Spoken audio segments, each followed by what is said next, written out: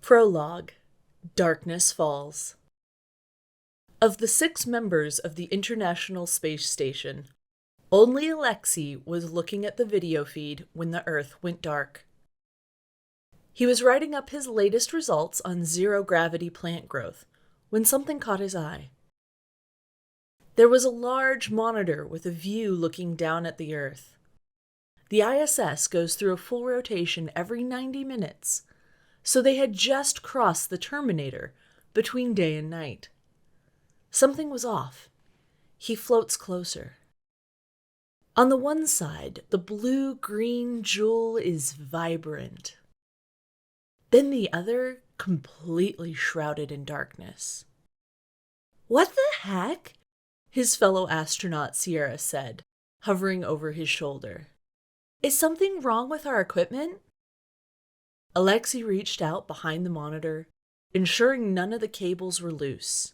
Then he rebooted the system. Still, the same image of the Earth came up.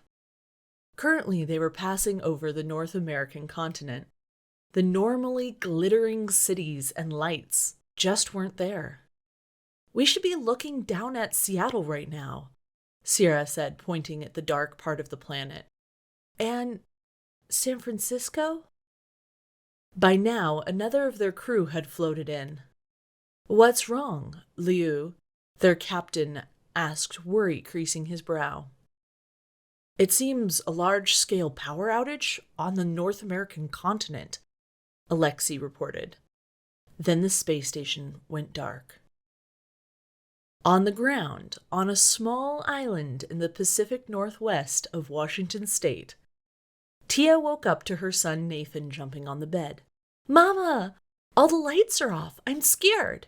Groggy, she soothed him, sliding out of bed and heading into the living room to check their fuse box. That's when she noticed something off. The view out of their floor-to-ceiling windows was dark.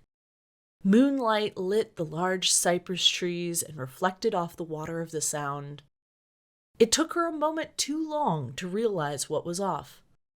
The refinery on the horizon was dark.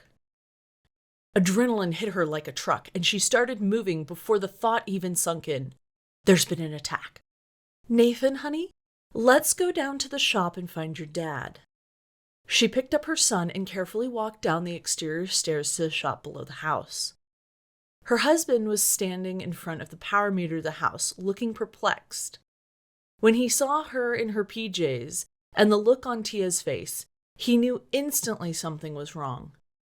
Without a word, he unlocked the gun safe and pulled out 2 bags of hunting rifles, shotguns, and then pocketed a few clips for his concealed carry he had on him. Tia tucked Nathan into the middle seat of their truck and slid in to turn it on. Nothing. She turned the key in the ignition again. Nothing. "It's dead." She thought about it. The refinery was dead. The truck was dead. This wasn't a coincidence. "Nathan, remember what we talked about if the power at the refinery goes out?" she said, unbelting her son from the front seat. His little face lit up with excitement. "I get to ride my bike in the dark!" All sleepiness gone, he ran over and fumbled with his lime green helmet. Tia met her husband's eyes as he moved all of their emergency supplies to a bike-pulled trailer. "I'll go to your parents," he said, and pulled his own bike off the wall, attached an empty bike trailer behind. Tia tried to stay strong, her heart pounding. "See you at the clubhouse." She didn't know if she'd ever see him again, or if this was just worrying about nothing. The power goes out all the time. Starters on trucks go out all the time. However, the 2 happening at the same time? Unlikely. They were lucky it was almost a full moon. The forest-covered hill they lived on was dark, but she guided her son on his tricycle down the gravel road towards safety. The only sound was the wind whipping by as they picked up speed.